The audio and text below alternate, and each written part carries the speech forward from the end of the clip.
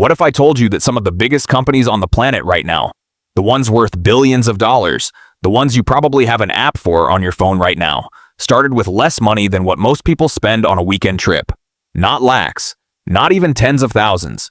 We're talking about amounts so small, it's almost embarrassing to compare them to the empires these companies became. Today, we're going through 5 real companies that started with less than 5,000 rupees worth of capital, and somehow turned into billion-dollar giants.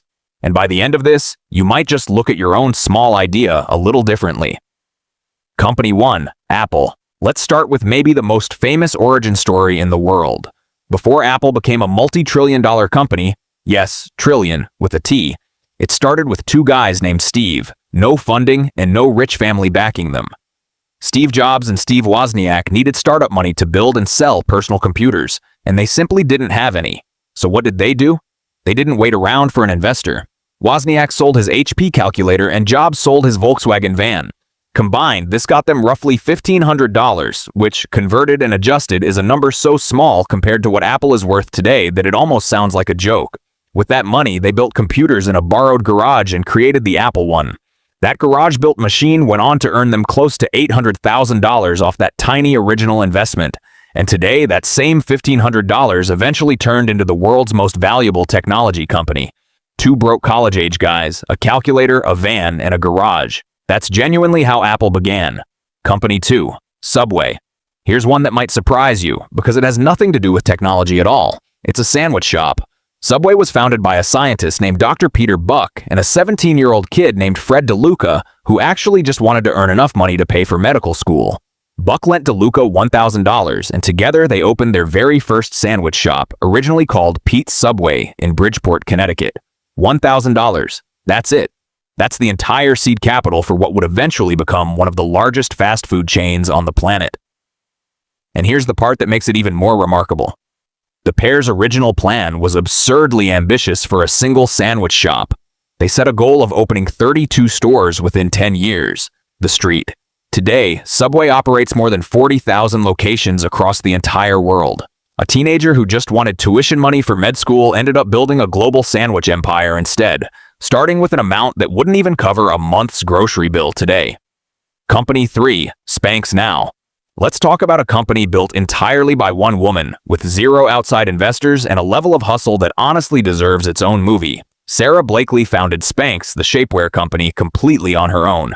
When Oprah Winfrey wanted to feature Spanx on her show back in 2000, and which for any brand is basically hitting the jackpot of publicity, there was one small problem.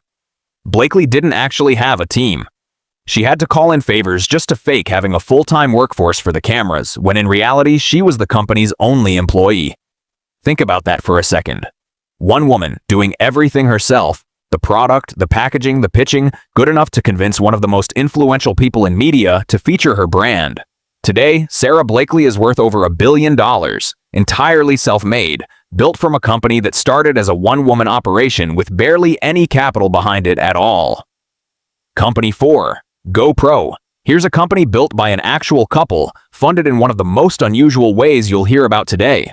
GoPro was founded by Nick Woodman and his wife, and they raised money to start the camera company by selling shell jewelry and belts, along with a small loan from Woodman's parents.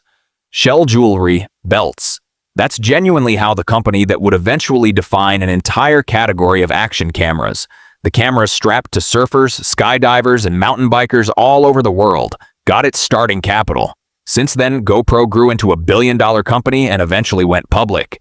There was no fancy pitch deck, no venture capital firm writing a big check on day one.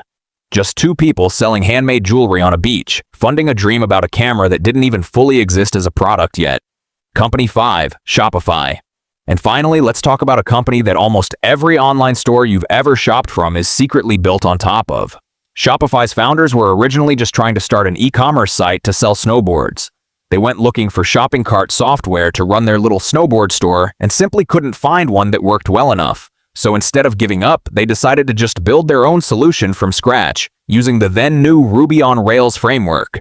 What started as a tool built only to solve their own snowboard selling problem turned out to be exactly what thousands of other small businesses needed too. The founders ran the business completely independently for 6 years, funded entirely by their own revenue, before ever raising outside money. They eventually went public, and Shopify is now valued in the billions of dollars. All because two guys couldn't find decent software to sell snowboards online.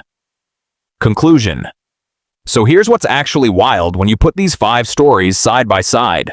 A calculator and a van, a $1,000 loan from a friend, faking a workforce for a TV camera, selling shell jewelry on a beach, and building software just to solve your own tiny problem. None of these sound like the beginning of a billion-dollar company. They sound like broke college students and stressed-out side hustlers just trying to make something work. And that's really the point. Every one of these companies had access to something far more valuable than money in the beginning. They had a real problem to solve, and they were relentless about solving it, even with almost nothing in their pockets. The money came later. The idea and the hustle came first. So if you've got a small idea that you keep talking yourself out of because you think you don't have enough money to start, maybe that's not actually the real problem holding you back.